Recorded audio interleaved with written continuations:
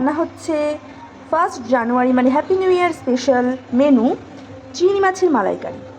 এখানে ভাজা হয়ে গেছে আর এই কটা ভাজা বাকি আছে। তো চলো তেলে দিয়ে দিই পট করে। তো যেহেতু আমার হাতে ধরেই ক্যামেরা করতে হচ্ছে তাই জন্য একটু প্রবলেম হতে পারে, দাঁড়াও গ্যাসটা কমিয়ে দিই। পরপর 4টে মাছই ভেজে নেবো এইভাবে। আজকে আমার বর মশাই বাজার করেছে, স্পেশাল রান্না করতে বলেছে চিংড়ি মাছের মালাইকারি। আমার হাতে খাবে রান্না করা, তাই জন্য করছি। তাই তোমাদের সাথে ভাবলাম একটু শেয়ার করি।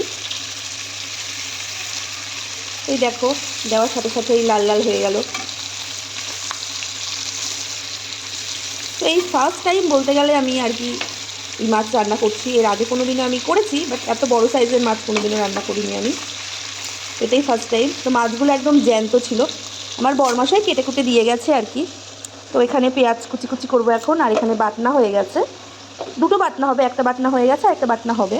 তো এর মধ্যে রয়েছে হচ্ছে আদা রসুন লঙ্কা টমেটো, আরেকটা পেস্ট হবে হচ্ছে দেখাই তোমাদের, পোস্ত চালমগজ আর সর্ষে। তো এই পেস্টটা করছি আমি এখন। তো ঠিক আছে চলো তোমাদের সাথে একটু পরে দেখা করছি। এখন পেঁয়াজ চপিং করছি, তো আস্তে আস্তে করতে হবে। আর পাশে গান বাজছে, সব জায়গায় পিকনিক হচ্ছে। তো এটাই আমার পিকনিক, বাড়িতে পিকনিক হচ্ছে আমার বরমশাই একটু বাইরে গেছে, তাই জন্য আর কি আমি একাই রান্না করছি। ইচ্ছে ছিল আমার বরমশাই যখন আর কি মাছটা কাটছে তখন একটু ভিডিও করা হয়নি, ভুলে গেছি, তখন একটু ব্যস্ত ছিলাম। মানে সকালবেলা আমাদের নিরামিষ রান্না হয়, তো সেই সব রান্নাবান্না করতে একটু ব্যস্ত ছিলাম। তো সব করা কমপ্লিট, এখন এই মাছটা রান্না করছি। তো মাছগুলো প্রায় ভাজা কমপ্লিট, তুলে রাখলাম।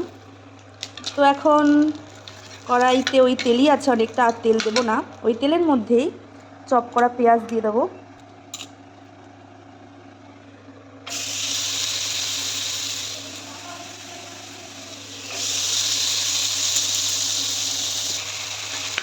এই যে পুরোটা পেঁয়াজ দেওয়া হয়ে গেছে, একটু নাড়িয়ে ভেজে নেব 2-3 মিনিট।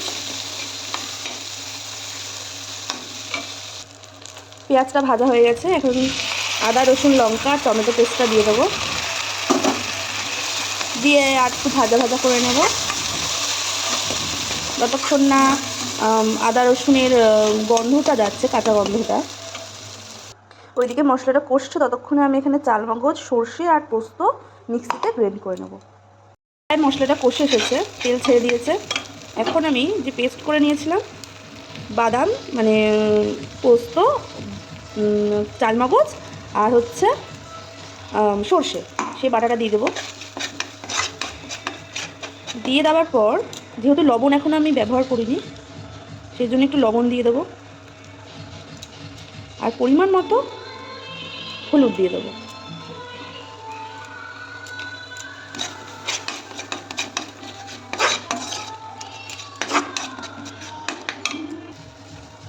মিক্সি ধোয়া জলটাও দিয়ে দেবো।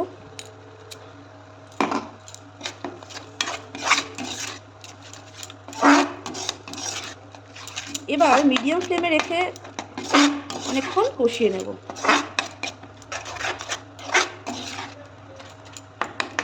ও আরেকটা জিনিস ভুলে গেছি, একটু চিনি অ্যাড করে দেবো, একটু চিনি অ্যাড করে দিলাম।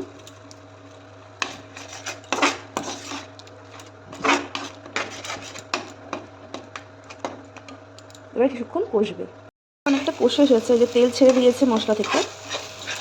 আর এপাশে একটু গরম জল বসিয়েছি, তো জল হালকা গরম হয়ে গেছে, জলটা আমি দিয়ে দেবো।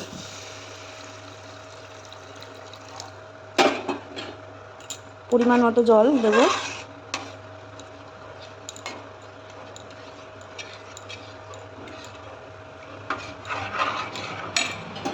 এই জলটুকু দিয়ে দিই, পরিমাণ মতো জল দিয়ে দিলাম। এবার ঝোলটা ফুটবে, দেন মাছগুলো দিয়ে দেবো। অনেকটা ফুটে গেছে, তো এখানে এক এক করে আমি চিংড়ি মাছগুলো দিয়ে দেবো।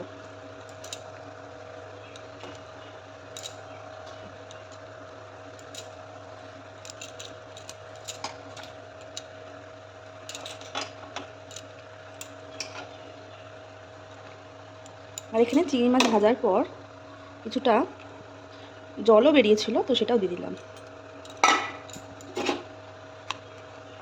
তো এবার একটু ঢাকা দিয়ে রাখবো কিছুক্ষণ, তারপর একবারে রেডি করে রান্না যখন হয়ে যাবে তারপর তোমাদের সাথে দেখা করছি। চলো দেখো। তো আমার এখানে চিংড়ি মাছের মালাইকারি মানে আমার স্টাইলে রেডি। তো আমার এই মেনুটা তোমাদের কেমন লাগলো অবশ্যই কমেন্ট করো।